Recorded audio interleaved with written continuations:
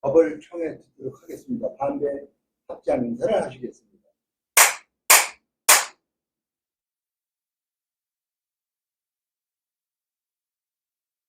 안녕하십니까. 벌써 12월 첫 법회네요. 우리 지금 금강경 5가의 법문을 공부했고, 지금 이제 법성계 공부하기 전에 화엄경에 대해서 이 불교 성전에 제일 부처님이 깨닫고 나서 있었던 과정이 나와서 오늘 그거 공부하고 법성계 근본으로 들어가겠습니다. 그 불교 성전 공부를 하시죠.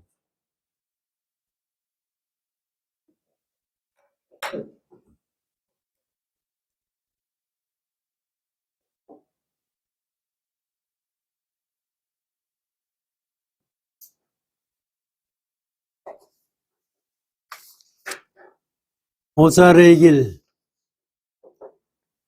깨달음을 찬탄한 노래. 어느 때 부처님께서는 마가다나라의 정멸도량 보류수 아래에 계셨다. 이게 이제 부처님이 수행하던 장소를 가지고 정멸도량이라고 그러는 거예요. 거기서 부처님이 보리수 아래서 계셨다. 부처님께서 처음으로 최상의 깨달음을 이루었을 때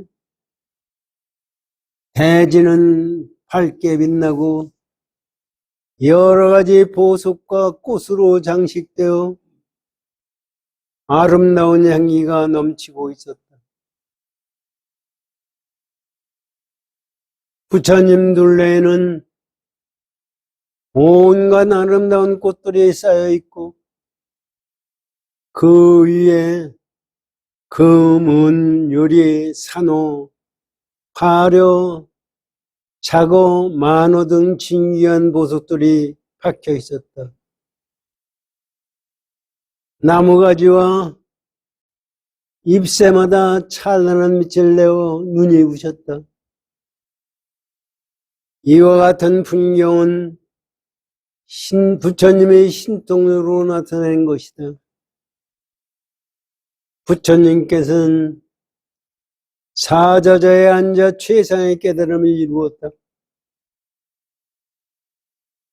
과거, 현재, 미래의 진리가 모두 평등함을 깨달았으며 그 지혜의 빛은 모든 중생 마음에 들어가고 미묘한 깨달음의 소리는 온갖 세상 구석구석까지 메아리 쳤다.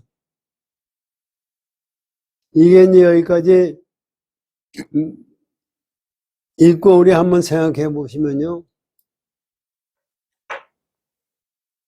이 문자에 끄들려서 부처님의 깨달음의 경지가 깨달으니까 객관세가 이렇게 됐다고 생각하면은 잘못이에요.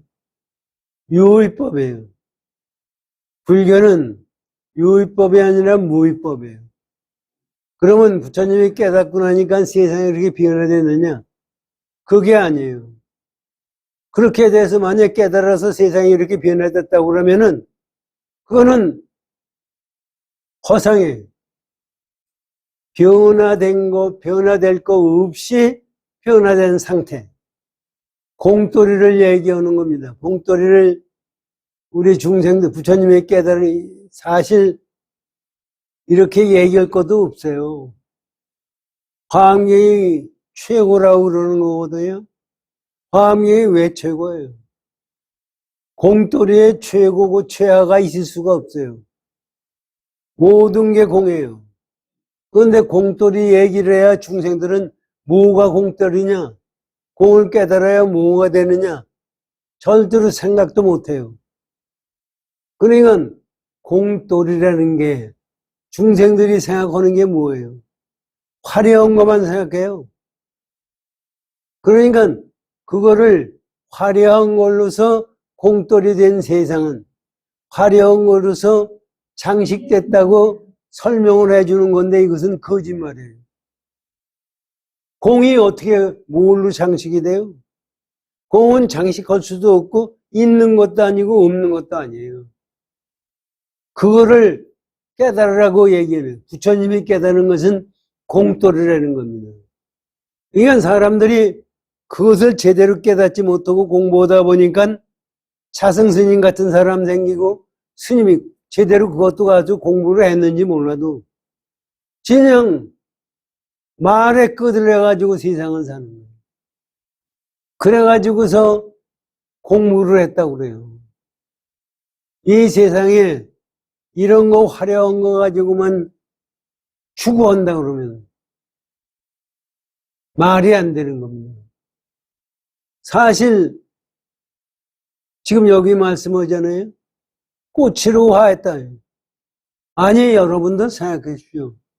우리는 꽃이 화쓰고 향기가 좋다 그러면 거기에 취하잖아요. 꽃이 화하면 꽃다음에 다 쓰레기가 돼요. 아니 여름에 봄에 꽃 펴가지고 쓰레기 안 된 꽃이 있어요? 다 꽃이 됐어요. 여기에 부처님 당시에 세상에 꽃이 그렇게 장엄했다고 해도 그거 다 쓰레기예요.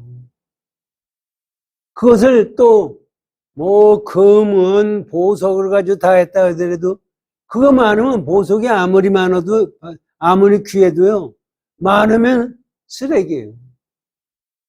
보석은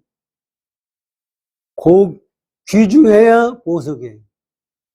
그것이 있는 데마다 있으면 돌멩이랑 뭐가 달라요? 똑같죠. 왜 그렇게 말씀해 주시느냐.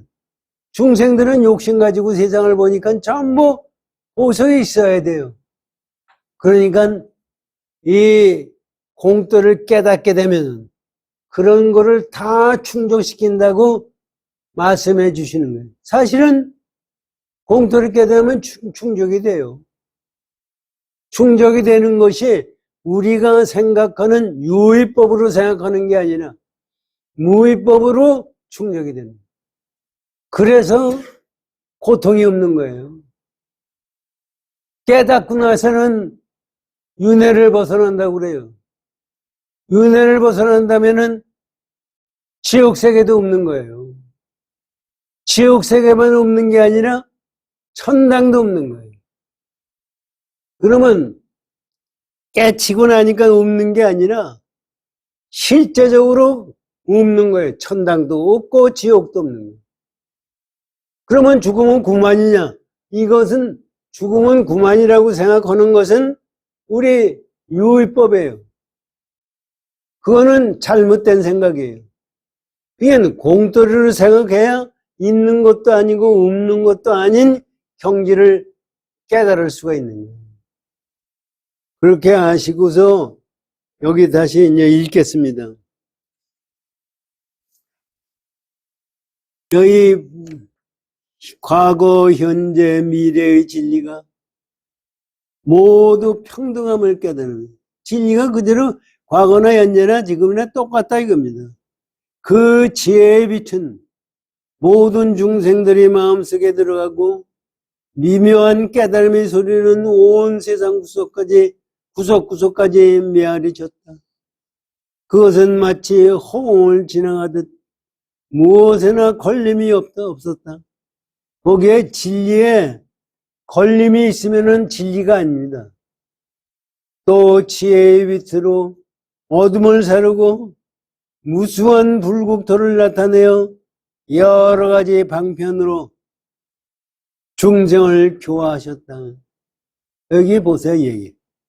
지혜의 빛에서 어둠을 사르고, 지혜의 빛이 어둠을 사르는 게 아니라 지혜의 빛 때문에 어둠이 없는 거에 살 것도 없어요. 그래서 모든 불국토를 나타내서 여러 가지 방편을 중생을 교화할 중생도 없어요. 그게 방편으로 중생을 교화하는 거지 구제할 중생에 있어서 하는 게 아닙니다. 그때 헤아릴 수 없이 많은 보살과 중생을 교화하셨다. 이때 헤아릴 수 없는 많은 보살과 천신들이 각각 부처님이 신통을 받고 부처님을 깨달음을 찬탄하였다. 이 화엄경이 어떻게 되어 있느냐 하면요, 비로자나 법신불이 계신데, 법신불은 설법을 하나도 안 해요. 무수한 보살들이 나타나서 찬탄하고 법문을 해요. 그러니까 비로자나 법신불이라는 것은 뭘 얘기하는 거냐면은 공이에요. 공돌이가 무슨 얘기를 해요? 여기서 지금 부처님이 가피로서 천신과 모든 보살들이 법문했다는 얘기는 애초서부터 공돌이에 때 얘기할 것이 없는 속에서 현 인연에 따라서 나타난 보살과 형상으로 나타나는 것은 전부 환상이에요. 그 양반들이 법문을 해줬다, 이게. 그러니까 그것도 그런 얘기 아니에요. 그냥 그 양반들이 법문했다는 게 아니라 부처님의 가피에 의해서 법문했다. 가피가 뭐예요? 공돌이에 의해서 법문이 됐다. 이런 얘기입니다.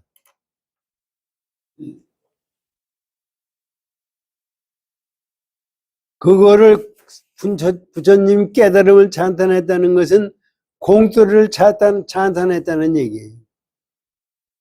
여업 광명 천왕은 이렇게 찬탄했다. 모든 부처님의 경지는 너무 깊어 상상할 수 없습니다. 부처님은 끝없는 중생을 교하여 깨달음의 길로 가게 하십니다. 모든 사물이 참된 모습은 고요하게 통일되어 있고 그 바탕은 무엇에도 방해되지 않습니다. 이게 공돌이를 설명하는 거예요. 열애는 신통력으로 한 개의 터럭 속에서도 중생들을 위하여 최상의 진리를 말씀하십니다.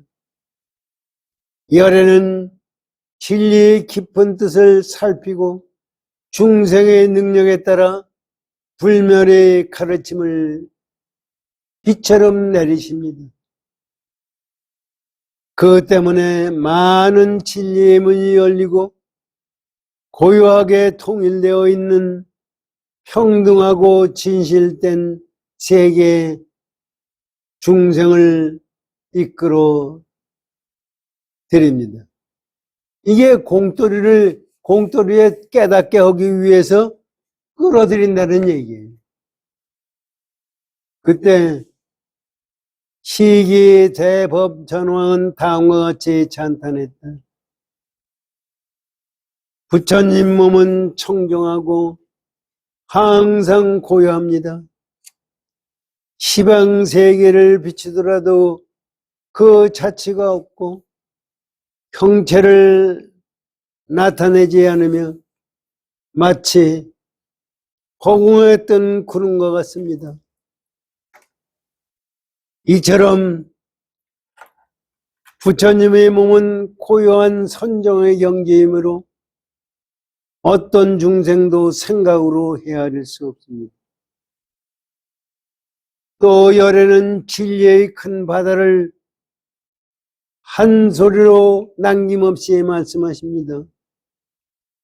열애의 미묘한 음성은 깊고 충만하여 중생들은 각자의 그릇에 따라 그 가르침을 받아들입니다. 시방 3세 모든 부처님이 쌓은 보살은 모두 부처님 둘레에 나타나지만 부처님은 조금도 그것을 마음에 두지 않습니다.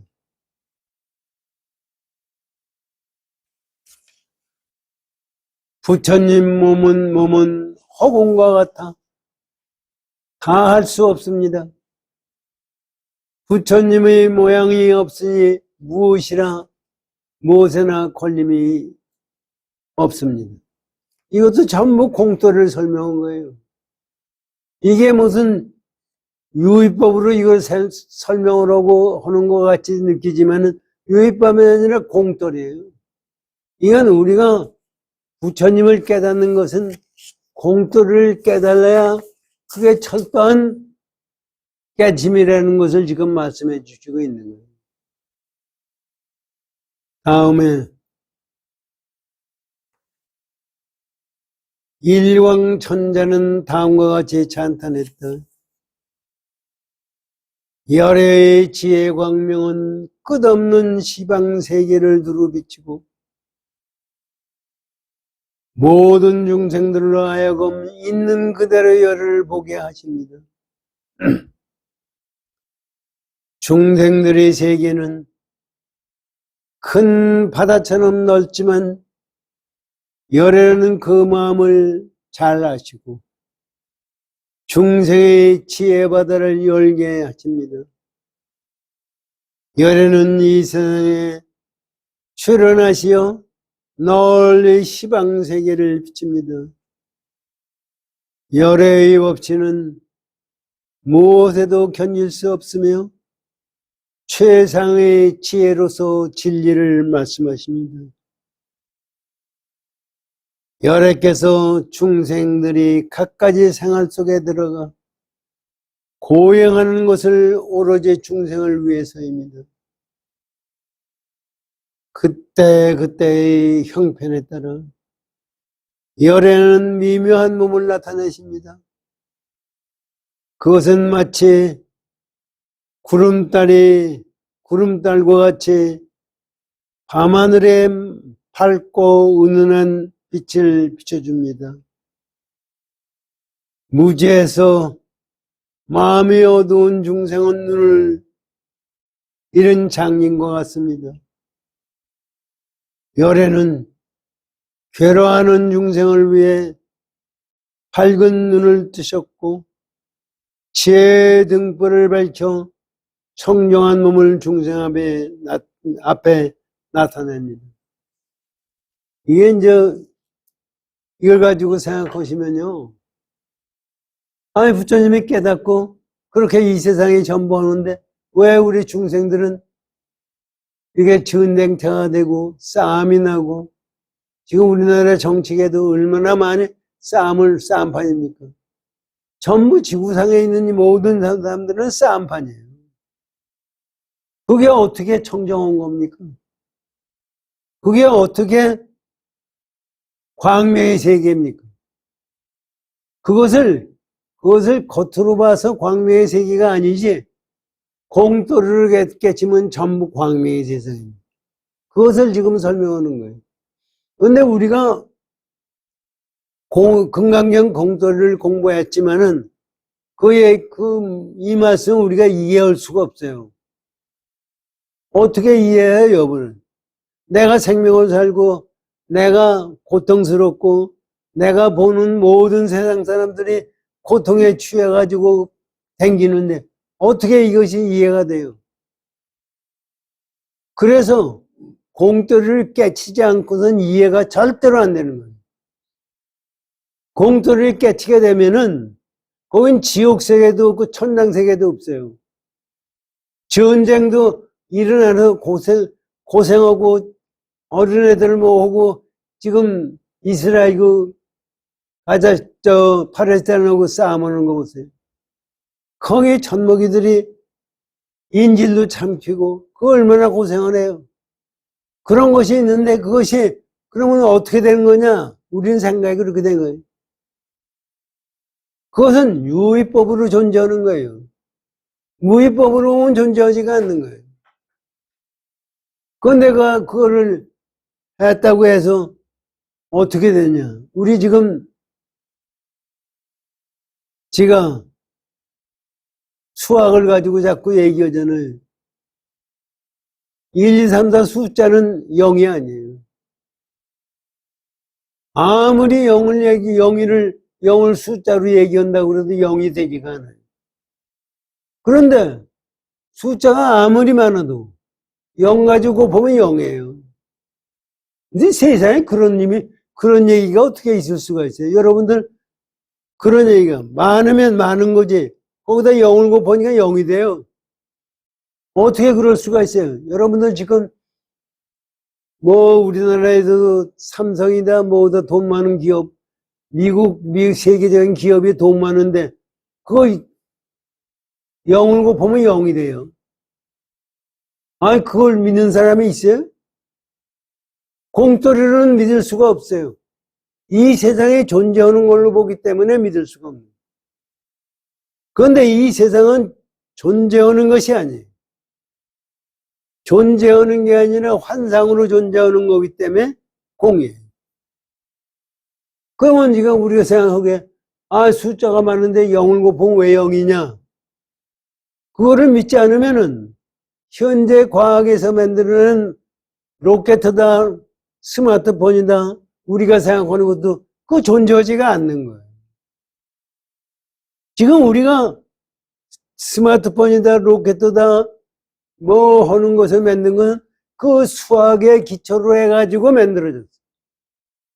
우리가 보기에는 그거하고 그거 관계가 없는 것 같죠? 천만의 말입니다. 수학이 있어서 물리가 발달되고 수학 때문에 화학이 발달되고 수학 때문에 그것이 우주 지금 전체를 관찰하는 것도 그거예요. 그런데 그것이 사실은 이 원리를 보면은요, 우주가 뭐 얼마나 크니 뭐냐지만 그 공돌을 하면 그냥 공이에요.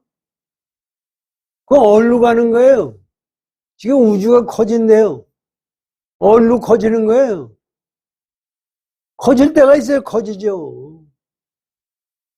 그러니까 모든 게 우리 인간들이 지금 중생들이 생각하는 것은 중생들이 만드는 환상 속에서 만드는 그건 완전히 공돌을 취득하게 되면 그거에 우리 마음이 끄들려가지가 않는 거예요.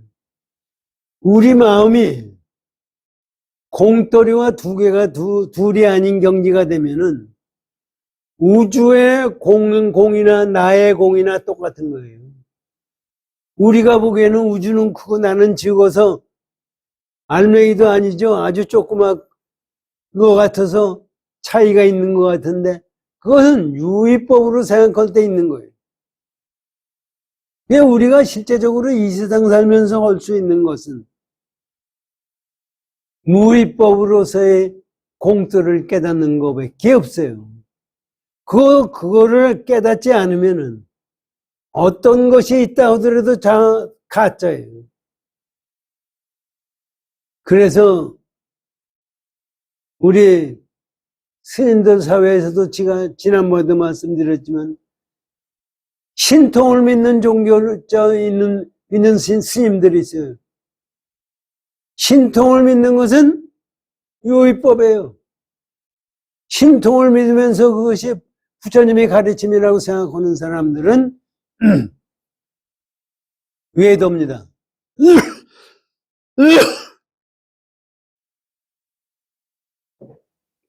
다음 본문을 들어보시죠.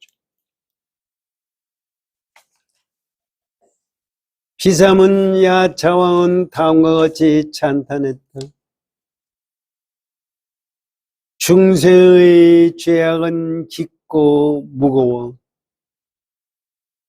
부처님을 뵙고 섬길 수 없어 미혹의 세계로 흘러다니면서 갖은 괴로움을 겪습니다. 부처님께서는 이와 같은 중생들을 구제하기 위해 세상에 나오셨습니다. 부처님께서는 시방세계 중생 앞에 출연하시어 중생의 고통을 덜어주십니다. 부처님께서는 방편으로 중생의 무거운 죄와 악업의 장애를 벗기고 바른 법에 편히 머물게 하십니다.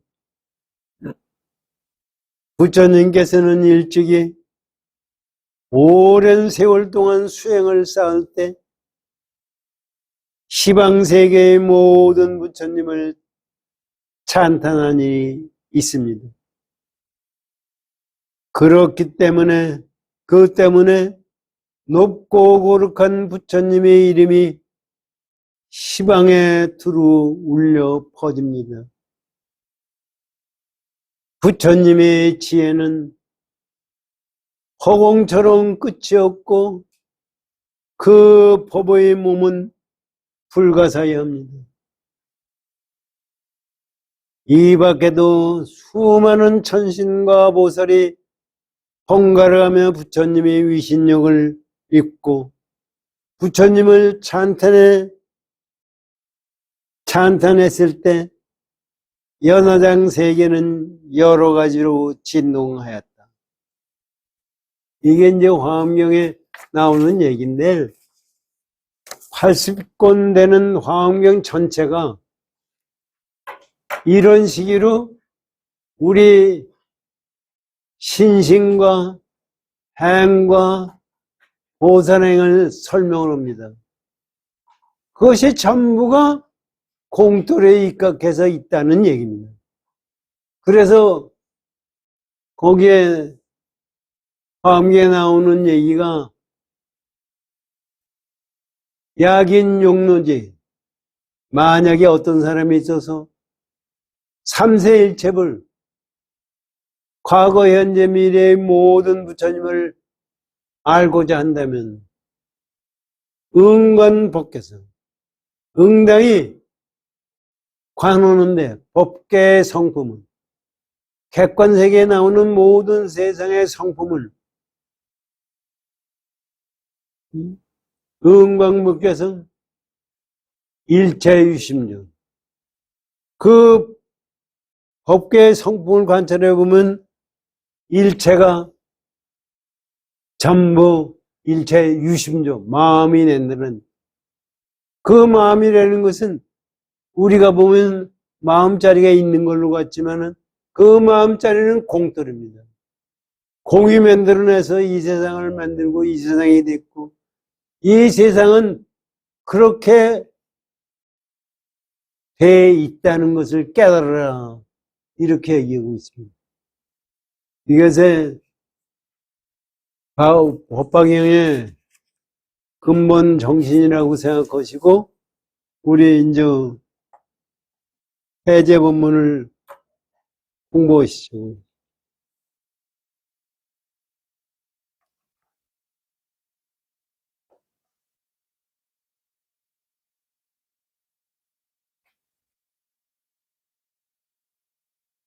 저번에 무비선사의 서문을 공부하다가 말았어요.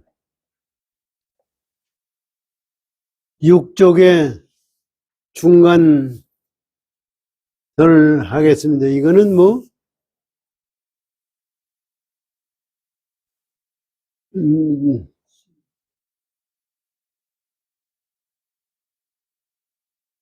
그래가지고 이제 맨 끝에 거 읽고 말겠습니다. 그동안 화엄경을 무비스님이 그동안 화엄경을 강설하다고 하였으나 제가 어째 강설을 하겠습니까? 다만 공부한다는 마음으로 천착해 보았을 뿐입니다. 되돌아보면 참으로 허물이 적지 않습니다. 이어서 평생의 숙제인 법성계를 공부해 보고자 했으나 쉽지 않아서 한국불교 전서에서 설잠스님, 김시섭 스의 설잠스님이 화엄경 일승 법궤도 주를 얻게 되어 번역하고 또 나름대로 탐색해 보면서 강서를 써서 뜻을 같이 하는 학인들과 함께 하고자 하여 출간하게 되었습니다. 지금 이거예요. 끝으로 이 강서를 만무사 회주 학성스님이 보내준 자료인 1983년 김지견 선생이 동국대학 교수입니다. 강의한 내용을 참고하였음을 밝힙니다. 이 자를 빌려 감사드립니다. 이 외에도 화엄 성중들을 비롯하여 수많은 사람들의 도움과 보살핌이 있어서 이 자리까지 왔습니다. 되돌아보면 하나하나 많은 사람들의 도움으로 이루어지지 않은 것이 없다는 것을 절실하게 느낍니다. 거듭 감사드립니다. 모두들 이 인연으로 화장장엄 세계에서 환희로운 삶을 누리시기를 바랍니다. 나무 대방광굴 화엄경, 나무 대방광굴 화엄경, 나무 대방광굴 화엄경. 그렇게 하고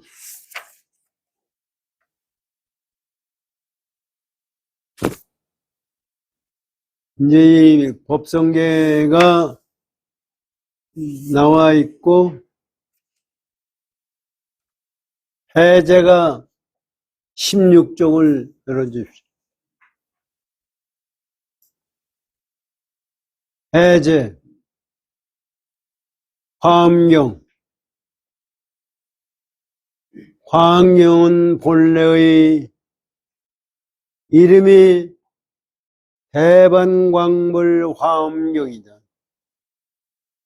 크고 바르고 넓은 이치를 깨달은 부처님이 이타적인 보살행으로 이 세상을 곱고 향기로운 꽃과 같이 살기 좋은 곳으로 평화롭고 아름답게 장엄한 가르침이라는 뜻이다. 여기서 그렇게 떠는데 이게 사실은 말이 안 되는 얘기예요. 부처님의 장엄할 세상이 어디 있습니까?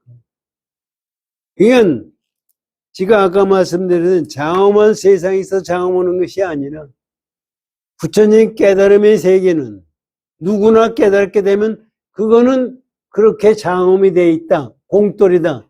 이거를 설명한 것이 화엄경입니다. 우리가 배운 금강경이 그거를 설명해 주셨고 그것을 한 것이 화엄경이다. 이런 얘기. 그거를 사람들이 그렇게 못 알아들으니까 이렇게 얘기하는 것 뿐인데 이런 거는 있을 수가 없어요. 그래서 화엄경의 큰 뜻, 대지가 뜻이 먼저 바른 깨달음 눈에 비친 세상과 인생을 밝히고 다음으로는 보살행으로 모든 중생을 제도하고 교화하자는 내용. 이것도 내용이 이렇지 않아요. 사실은 이거는 이러한 내용은 전통적으로는 표현 형식을 빌린 한으로 보면은 선명 시성정각, 먼저 정각을 이루고 후현 보살행, 다음에는 보살행으로서 중생에게 보인다는 얘기예요. 이게 뭐냐면은 우리들이 지금 모르니까 공터를 모르기 때문에 그러는 거지, 공터를 깨닫게 되면은 부처님의 깨달음이 그대로 시현된다는 얘기입니다. 부처님의 자비가 깨달음 속에서 이루어진다는 얘기지, 깨닫고 나서 보살행을 하는 것도 아니고 깨닫고 나서 자비행을 하는 것이 아닙니다. 이게 깨달음과 자비행과 깨달음과 보살행이 둘이 아니에요. 선후가 있는 것이 아니에요. 이것을 우리가 잘 생각해야 됩니다. 부처님이나 보살들이 깨달음의 안목으로 세상을 바라보니 세상은 본래 그대로 온통 완만하고 원흉무예하며 완전무결하며 아무런 장애와 거리낄 것이 없는 곳입니다. 이것을 한마디로 사사무예의 세상이라고 표현하였습니다. 그러므로 화엄경은 어떤 법을 설하든지 시간도 공간도 사물도 보살 수행도 중생 제도도 모두가 하나하나 걸림이 없고 장애가 없이 원흉무예하게 펼쳐 보이고 있습니다. 이게 이제 사사무예법, 지난번에도 말씀드렸지만 화엄경에서 우리 중생들이 보는 관점을 사법계, 이법계, 이사무예법계, 사사무예법계 이렇게 네 단계로 나누거든요. 사법계라는 게 뭐예요? 유의법이에요. 유의법을 보는 것이 사법계예요. 이법계는 뭐예요? 사법계가 생긴 것이 뭐냐? 원인이 뭐가 있냐? 이게 진리와 진리 아닌 것 두 가지를 나눈 것이 이사법계예요. 이치의 법계가 따로 있고 현실의 법계가 따로 있다고 생각하는 것이 이법계예요. 그런데 거기서 더 공부하다 보니까 이사무예법계예요. 진리세계나 이 객관 유의법의 세계나 이것이 둘이 아닌 거예요. 그래서 이사무예법계예요. 그런데 가만히 보니까 유의법이에요. 무의법이에요. 유의법의 무의법이라는 생각을 가져야 사사무예법계가 되는 거예요. 이 세상을 있는 그대로 거기에 취해서 보면은 전부 나무고 싸움이 돼요. 나무고 싸움이 되지 않는 것이 하나도 없어요. 남은 걸 빼먹어야 돼요. 우리가 죽는 것이 있어야 돼요. 그런데 사사무예법이라는 얘기는 전부가 하나하나가 공돌이에 입각해서 존재한다는 얘기입니다. 그래서 하나도 걸림이 없어요. 걸림이 없다는 게 뭐예요? 이게 사실은 내가 지금 존재한다는 것도 우리 가만히 생각하면 내가 존재하는 거지 어떻게 존재하는 거냐. 지가 지금 80이 넘었어요. 80 전에 이 세상을 나왔기 때문에 내가 있는 거예요. 그것은 우리 어머니 아버지가 있어서 내가 나왔어요. 주위에 나에게 가르쳐준 모든 사람, 나를 괴롭힌 사람이나 나를 칭찬한 사람이나 나를 좋아한 사람이나 미워하는 사람이 그것이 전부 합쳐서 내가 된 거지. 거기서 그것이 없으면 내가 존재할 수가 없어요. 지금 현재. 그러니까 내가 존재하는 것은 객관세계가 전부 존재하기 때문에 내가 존재해요. 그렇기 때문에 내가 존재하는 거고 객관세계에 존재하는 거고 둘이 아니에요. 우리는 둘이 뭐야? 우리 생각하잖아요. 우리들 뭐 요새 텔레비고 뭐고 신문 같은 남의 불행이 내 행복이다 하는 얘기까지 하거든요. 그게 맞나 이거죠. 남의 행복이 내 행복이. 이 세상 열리는 거는 전부 이렇게 우리가 보세요. 지금 보세요. 지금 내가 존재한다는 것은 임진왜란에 이순신 장군이 계셔서 내가 존재하는 거예요. 그 고려 때 모든 사람들 싸움하고 얻은 것이 내가 지금 존재하는데 영향을 안 일으키는 하나도 없어요. 그래서 사실은 우리는 그것을 모르기 때문에 사사무예법배를 모르는 거예요. 사사무예법배를 깨닫게 되면은 천상천하 유아독존입니다. 그렇기 때문에 거기에는 고통도 없고 즐거움도 없고 지옥도 없고 천당도 없는 겁니다. 이와 같은 내용을 필자는 간단히 정리하여 아름다워라 세상이요, 환희로워라 인생이요,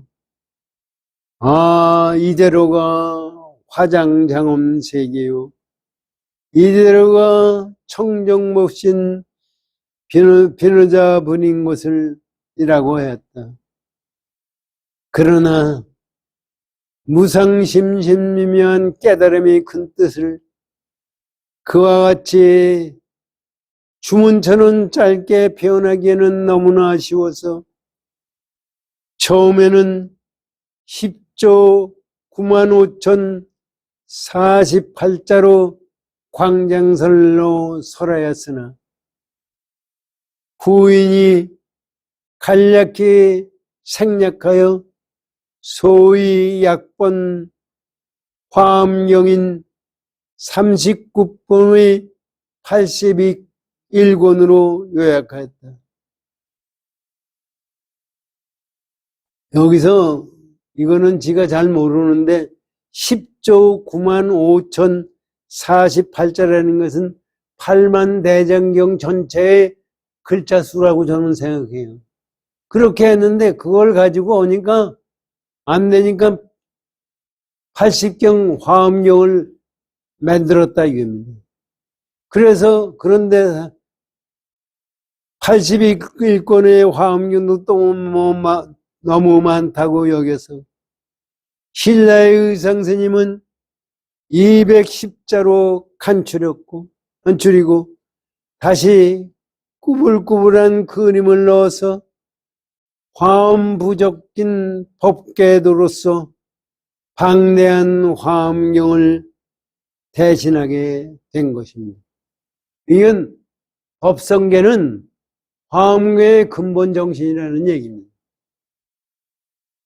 청량스님이 화엄경을 간략하게 소개한 글을 살펴본다.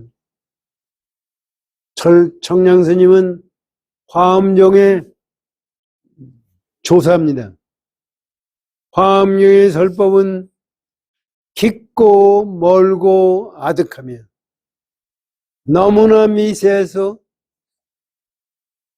숨어버릴 듯이 작은 문제까지도 나누고 쪼개어 분석하였고 마음의 문제와 그 외의 다른 경계를 남김없이 환하게 밝혔으며 일체 존재의 모든 이치를 끝까지 궁구하고 그 본성을 철저히 밝혔으며 모든 일이 원인과 결과까지를 속속들이 드러냈으며 태평양 바닷물이 하늘 가득 넘실대듯이 하여 넓고 크게 모든 것을 갖춘 가르침은 오직 대방광불 화엄경뿐이다 라고 하였다.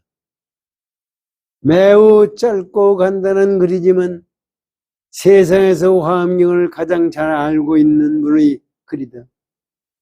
우리는 반드시 이 글 속에서 화엄경을 이해해야 할 것이다. 다음은 이제 법궤도, 의상대사의 법궤도를 설명을 했습니다.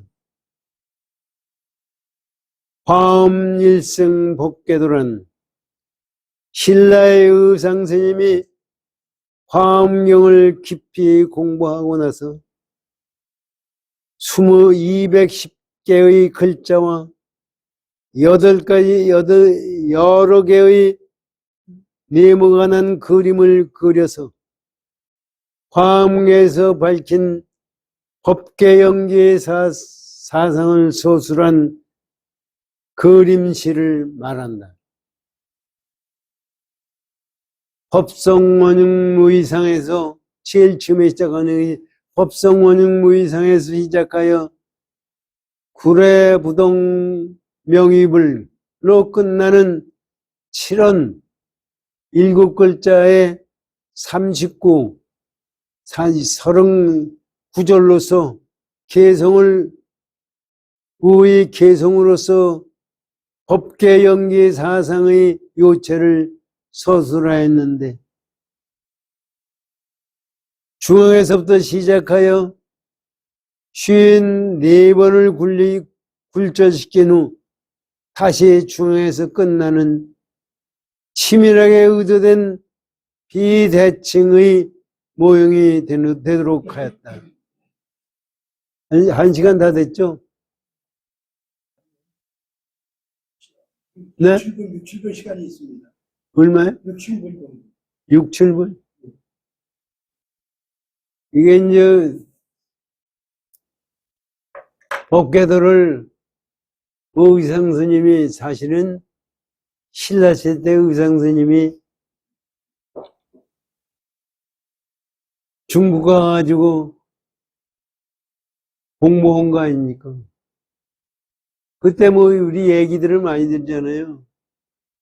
의상대사하고 원효대사하고 같이 중국 가다가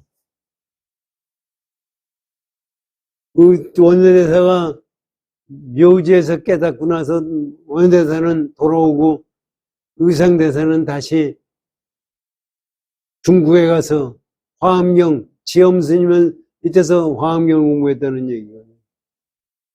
그래서 사실 이것도 얘기인데 원효 스님은 그 당시에 신라불교에서 중국 불교를 보니까 현장 법사가 있었습니다. 우리가 금강경 구마라지 본 것은 구역이라고 그래요. 현장 법사가 인도에 갔다 와가지고 그 경전을 가지고 다시 번역한 것을 신역이라고 그래요. 중국에서 불경을 가져와서 번역을 했는데 구마라집이 번역한 것은 벌써 옛날 얘기예요. 그래가지고 현장 법사가 와서 경전을 번역하고 했다는 것이 이제 신라에 알려지고 하니까 원효대사하고 의상대사는 진짜 불교의 요새 새로운 경향을 공부해야 되겠다고 생각해서 중국에 가려고 하는 거예요. 그 두 분이 가다가 비가 오는데 날을 저문고 잘 데가 없어서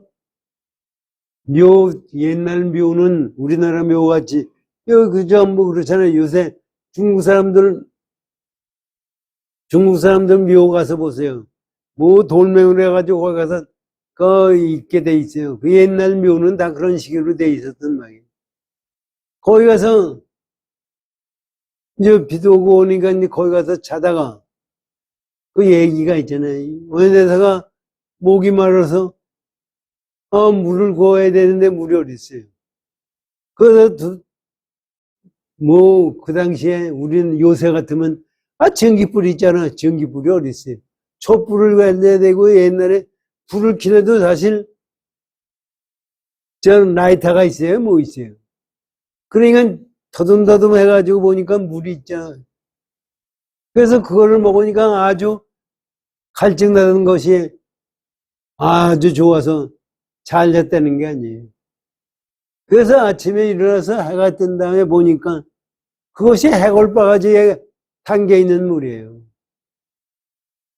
그러니까 그 다음에 그 해골바가지 물을 먹었구나 하는 생각을 가졌을 때는 속에서 뒤틀리고 뭐 밤중에 귀신이 나올까 겁이 나고 하는 건데 보니까 내 마음이 열리면 마음이 있으면은 그대로 법계가 열리는구나.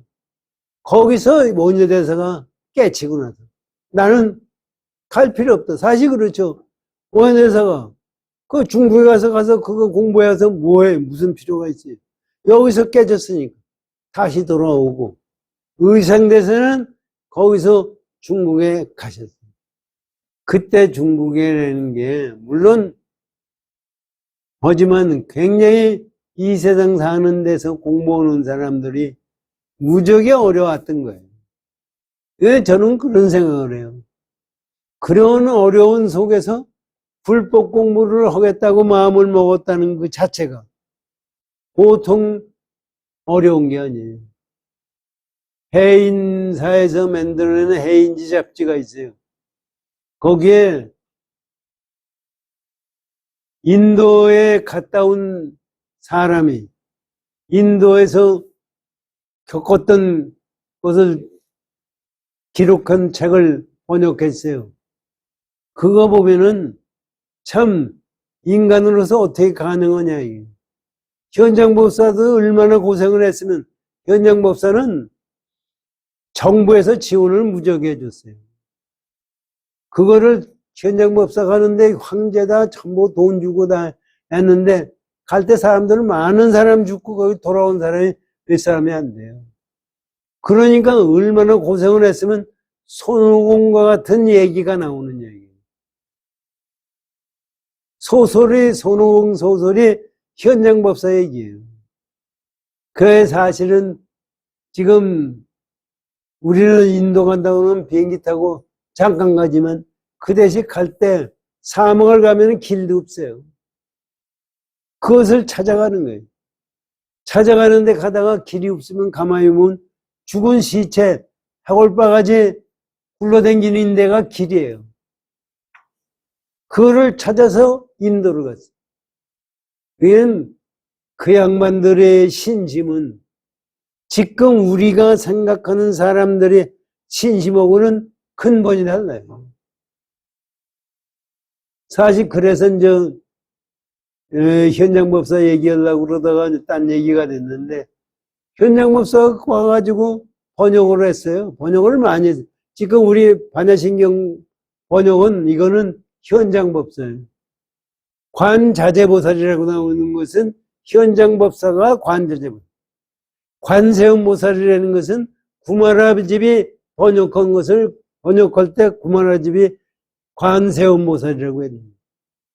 그래서 하여튼 가서 10년을 의상대사가 10년을 공부하고 나중에 자기 화엄경 공부한 거를 깨달아가지고 지엄선사한테 깨달은 경지를 글 써가지고 바쳤어요. 그것도 사실 진짜인지 가짜인지 모르지만 그랬을 거예요. 그래가지고 그것을 보고서 인가를 해줬는데 그것을 보고서 회자를 맞았어요. 그래서 불을 태워버렸어요. 불을 태워줬는데 글자가 타지 않은 글자가 210자예요. 그래서 그 글자를 210자를 가지고 의상대사가 법성계를 만들었다는 거예요. 그것을 갖다 바치니까 넌 진짜 대단하다. 이제 그게 인가했다는 얘기예요. 그거를 가지고 중국에서 신라에 와가지고 의상대사가 제대를 가리키고 공부를 해서 경제에 이른 사람들한테는 법성계를 주고 했다는 얘기예요. 그래서 이게 우리 여기 이제 나오지만 우리 절들도 화엄종 의상대사 때문에 우리나라 불교는 화엄종의 절입니다. 그래가지고 부석서부터 시작해서 절을 갖다가 의상대사가 많이 짓고 해인사도 화엄경을 하는 종찰이에요. 그래서 10개 종찰이라고 그래가지고 얘기가 나오고 하는 것이 여기 설명이 나옵니다. 그래서 이제 다음서부터는 법성계 공부를 하겠습니다. 우리 사실은 공부하는 것이 뭐예요? 내 마음 변화시키는 것이 공부. 마음이 변화한다는 것은 뭐예요? 주위 사람들한테 자기 몸을 비워주는 거예요. 그런데 주위 사람들한테 욕을 얻어먹으면은 공부할 필요가 없어요. 사실 항상 자기 관조하고 공부하는 마음을 가져야지. 물론 경 읽고 절하고 하는 것도 중요해요. 그런데 자기 행동은 개같이 하면서 그거 해봐야 아무 소용도 없어. 아니, 죄송한 얘기지만 조계종 총무원장 할 때까지 얼마나 많이 절도 하고 주지도 노릇하고 얼마나 했어요. 그런데 저런 결과를 가져온다는 얘기는 이것은 아무것도 아니에요. 우리가 어떤 경우든 한 불씨가 깨달음의 불씨가 되도록 열심히 정진하십시오. 고맙습니다.